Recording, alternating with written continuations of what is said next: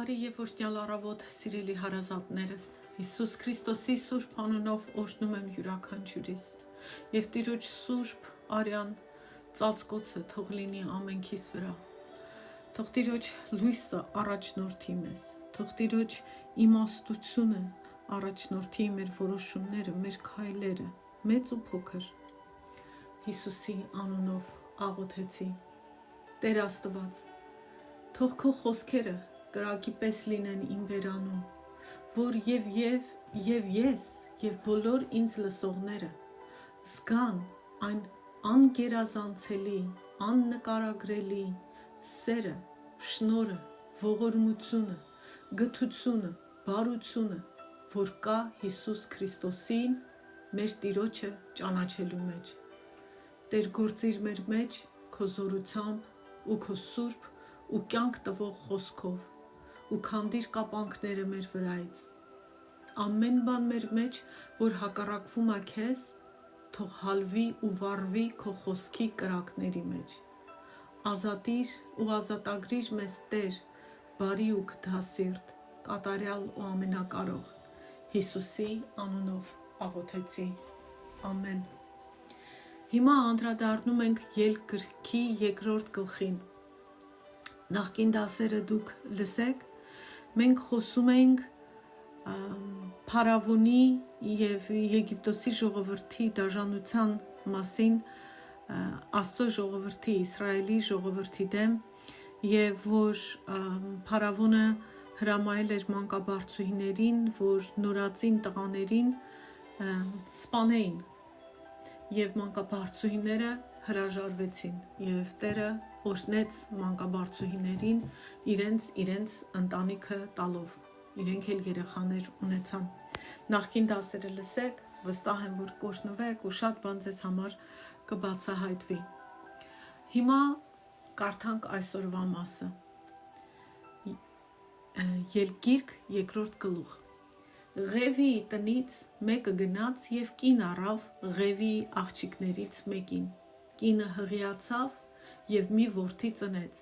Տեսնելով, որ նա գեղեցիկ է, 3 ամիս թաքցրեց նրան։ Երբ այլևս չկարողացավ նրան թաքցնել, նրա համար վերցրեց եղեգից մի տապանակ,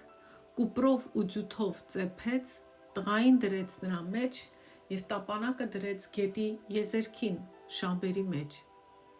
Երեխայի քույրը կանգնել էր հեռվում, որպեսզի տեսնի, թե ինչ է պատահելու նրան։ Փարավոնի աղջիկն իջավ գետը լվացվելու։ Նրա աղախինները ման էին գալիս գետի եզերքին։ Շամբերի մեջ տեսավ տապանակը եւ ուղարկեց իր ստրկուհուն, որ վերցնի այն։ Նա բացեց եւ տեսավ երեխային։ Երեխան լաց էր լինում։ Խղճաց նրան եւ ասաց. Եբրայեցի երեխաներից է սա։ Իսկ երեխայի քույրն ասաց Փարավոնի աղջկան. Չգնամ եւ քեզ համար եբրայեցիներից մեկին դայակ կին կանչեմ, որ կուրծ տա երեխային քեզ համար։ Փարավոնի աղջիկն ասաց նրան. Գնա։ Աղջիկը գնաց եւ կանչեց երեխայի մորը։ Փարավոնի աղջիկն ասաց նրան. Տար այս տղային եւ կուրծք տուր ինձ համար։ Ես քո վարձը կտամ։ Կինը վերցրեց տղային եւ կուրծք տվեց նրան։ Տղան մեծացավ եւ կինը նրան բերեց Փարավոնի աղջկա մոտ եւ տղան որդեգիր եղավ Փարավոնի աղջկան։ Նա էլ նրա անունը Մովսես դրեց եւ ասաց. ջրից եմ հանել նրան։ Այստեղ այս պատմությունը պատմում է Մովսեսի ծննդյան մասին, մի գեղեցիկ երեխա Իսրայելի Ղևիի ցեղից։ Մանուկ Մովսեսը ծնվեց անբարյացակամ ու թշնամական աշխարհում։ Նա ծնվել էր հզոր ազգի մեջ, եգիպտացիների մեջ, բայց օտար ճնշված ռասայից էր, Իսրայելի ռասայից, այն ժամանակ, երբ բոլոր նորածինները, ինչպես եւ ինքը, Եգիպտոսի թագավորի հրամանով մահվան էին դատապարտված։ Այնուամենայնիվ, Մովսեսն ուներ յուրահատուկ բան, որ իր օգտին էր գործում։ Նախ Աստծո բարեհաճությունը, Աստծո նպատակը իր կյանքի համար եւ իր ազգի համար, եւ այն, որ ինքը հավատացյալ ծնողների զավակ էր։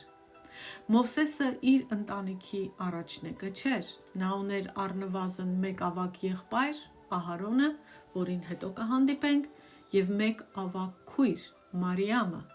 ով հետևեց Մովսեսին, որ գետի մոտ դրել էին, գնաց տեսնի ինչ ա լինելու, եւ այդ Մարիամն էր, որ Փարավոնի աղջկան ասեց, չգնամ մի եբրայեցի կնոջ կանչեմ, որ կուրծք տա երեխուն, եւ գնաց հենց Մովսեսին, իրենց մամային կանչեց։ Սա էլ էր Աստծո գործը, որ դրդել էր փոքրիկ Մարիամին դա անելու։ Եվ այս Մարիամը հանկարծ չխառնենք Հիսուսի մայր Մարիամը չի, Հիսուսի մայր Մարիամը դարեր հետո է լինելու։ Ելք գլխի 6-րդ գլխի 20-ում մեզ ասվում է Մովսեսի ծնողների անունները՝ Ամրամ հայրը եւ Հոքադ մայրը։ Հրեական լեգենդները ասում են, որ Մովսեսի ծնունդը ցավազուրկ է եղել մոր համար առանց ցավերի, որ ծննդյան ժամանակ Մովսեսի դեմքն այնքան գեղեցիկ էր, որ սենյակը լցված էր արևի եւ լուսնի համարժեք լույսով, որ նա քայլում եւ խոսում էր մեկ օրական հասակում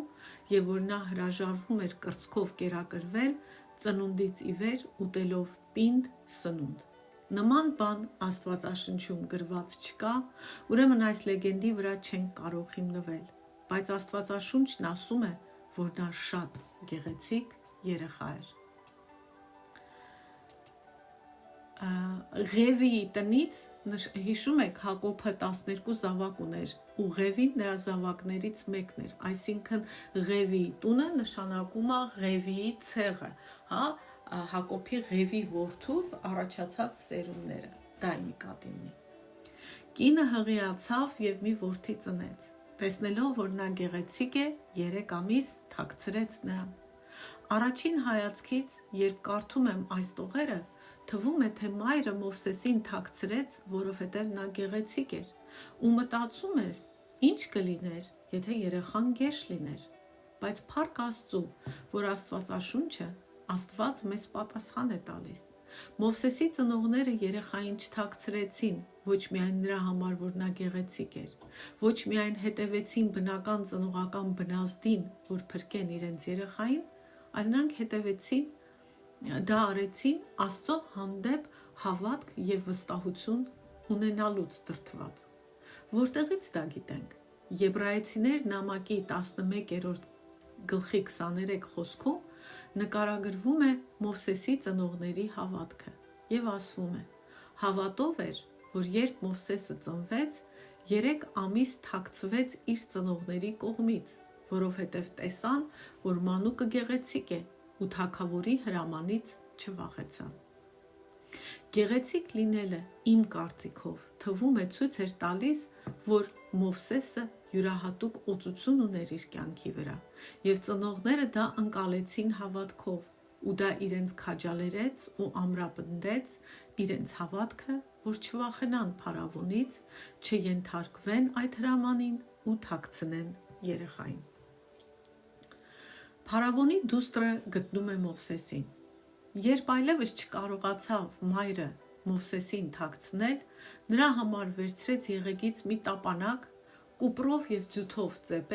ծեփեց, տղային դրեց նրա մեջ եւ տապանակը դրեց գետի եզերքին, շամբերի մեջ։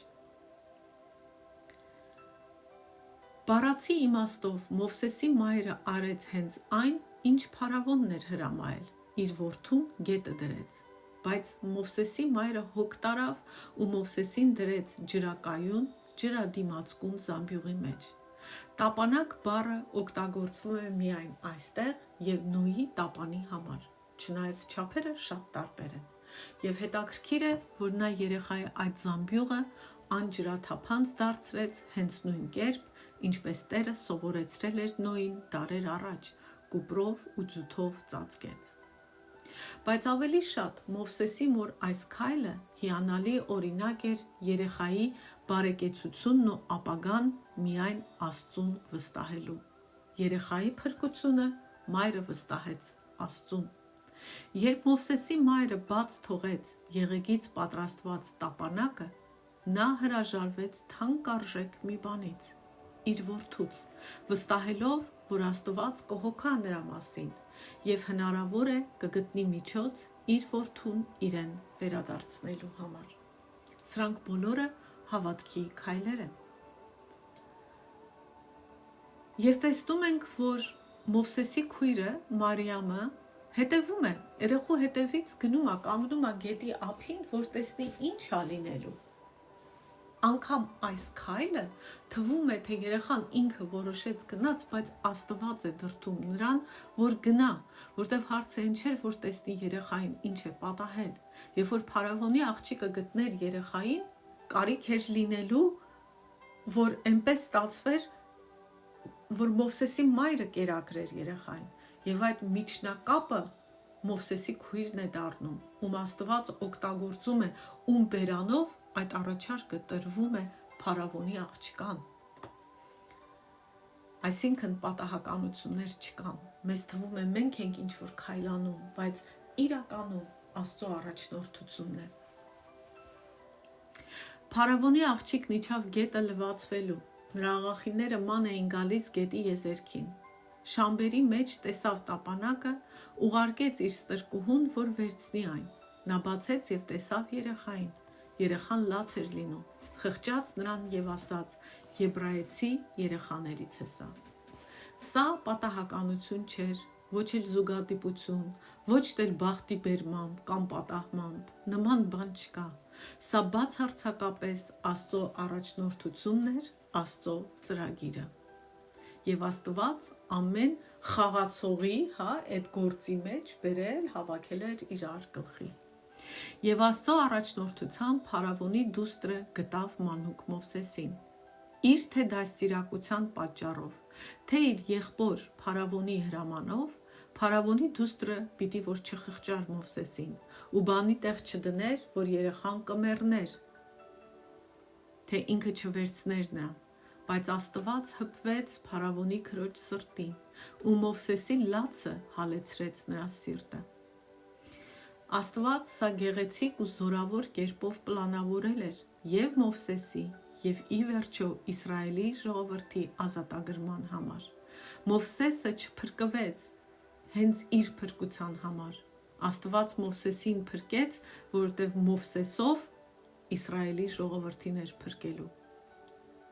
Աստված հմտորեն առաջնորդեց Մովսեսի ծնողներին և Նեղոս գետի ալիքներին անգամ, թե որ ուղղությամբ պիտի տանեին երեխու այդ տապանակը, որ երեխային տաներ այն տեղը, որտեղ Փարավոնի դուստրն էր, որ նրա աչքը տեսներ տապանակը։ Եվ Փարավոնի դստեր սիրտը նաև նախապատրաստեց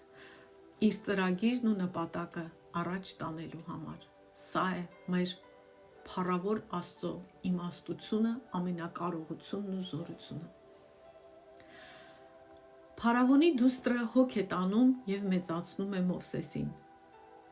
Իսկ երեխայի քույրն ասաց Փարավոնի աղջկան. «Չգնամ և քեզ համար եբրայեցիներից մի դայակ կին կանչեմ, որ կուրծք տա երեխային քեզ համար»։ Եվ Փարավոնի աղջիկը համաձայնվում է և ասում է գնա։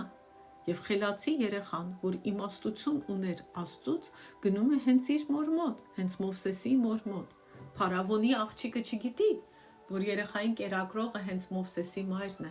բայց Աստված ամեն բան այնպես էր դասավորել, որ այդպես լիներ։ Մովսեսի մայրը վերցրեց տղային և կուրծք տվեց նրան։ Տղան մեծացավ, և հետո Մովսեսի մայրը նրան բերեց Փարավոնի աղջկա մոտ,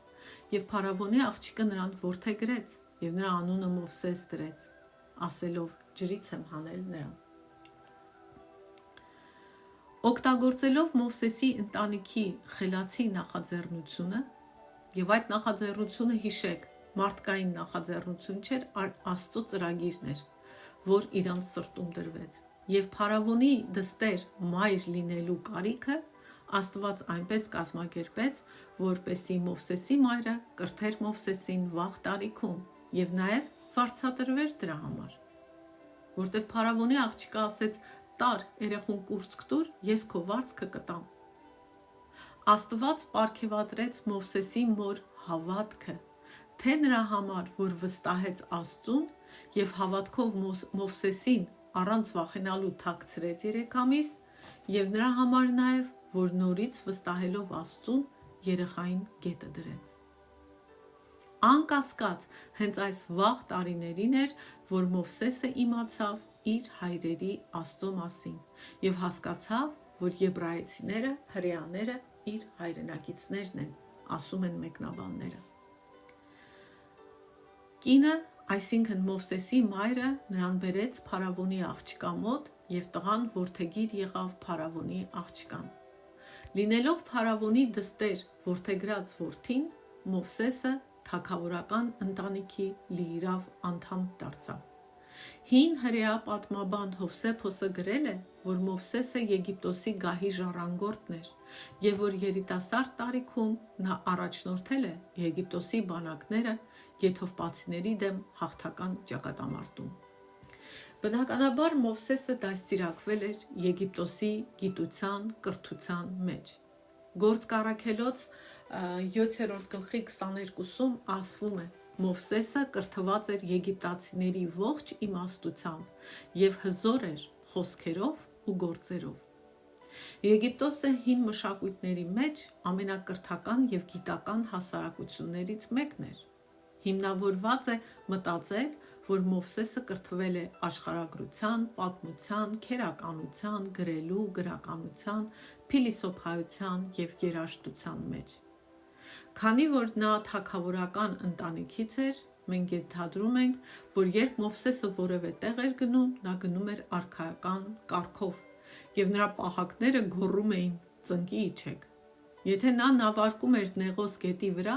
դա լինում էր հոյակապ նավով, երաժշտական նվագակցությամբ, ինչպես այն ժամանակ ընդունված էր։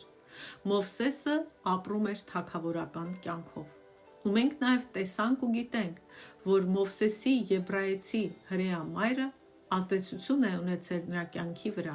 նրա կյանքի վաղ տարիքում, ուստի նա անկասկած դաստիարակվել է իր մոր եբրայական ժառանգությամբ ևս։ Եվ վերջապես սովորում ենք, որ փարավոնի դուստրն է անուն տալիս երեխային ու անվանում է նրան Մովսես, որ նշանակում է ջրից եմ հանել նրան։ Այսքանը այսօր, վաղը կշարունակենք։ Թող այնտեղ, որտեղ մենք անհասկացողություն ունենք, մենք չենք հասկանում, թող Տերը մեզ բացատրի, թող այնքան խոնարհ լինենք, որ Աստծուն խնդրենք, որ բացատրի։ Ոչ թե մենք ասենք չեմ հասկանում ու վերջ դրանով պարիսպ սարքենք, ոչ թե ասենք ես սա եմ հասկանում ու այն ուրիշ բան չեմ ուզում հասկանալ, այլ խնդրենք Աստծուն, որ այս ամեն ինչը իր աչքերով տեսնենք, որովհետև դա է կարևոր։ Այստեղ Աստված իր մտածելակերպը, իր խոսքը, իր ճշմարտությունն է մեզ փոխանցում։ Մենք դա պիտի երկու ձեռքով բռնենք ու խնդրենք, որ Տերը մեզ բացատրի։ Աստված օրհնի ձեզ։ Հիսուսի արյան պաշտպանությունն եմ նորից հռչակում ամեն մեկի վրա և ամեն մեկիս կարիքները, որ Տերը գիտի։ Թող Տիրոջ լույսը թափվի, ամեն խավար գործ թող խափանվի, թող քանդվի, թող ճշմարտությունն իշխի մեր սրտերում ու մեր կյանքերում։ Թող Աստծո սերը, որտեղ սիրո պակաս ունենք, ավելանա, որպեսզի ավելի համբերատար լինենք իրար հանդեպ, ավելի հասկացող, որ հասկանանք, որ այն ինչ որ անգամ իրար որ տեսնում ենք մեր աչքերով, ամբողջ ճշմարտությունը չի, որ Աստծո աչքերով նայենք իրար, որ իրար տեսնենք այնպես, ինչպիսին Աստված է տեսնում, այն Աստված, որի որդին մեզ համար խաչը բարձացավ ոչ միայն իմ համար, այլ ամեն մեկիս համար, որտև ամեն մեկիս էլ ուզեցավ փրկել, ու ոչ թե նրա համար, որ մենք արժանի ենք, այլ նրա համար, որ ինքն է ողորմած, որ ինքն է սեր Աստված։ Այսքանը, ամեն։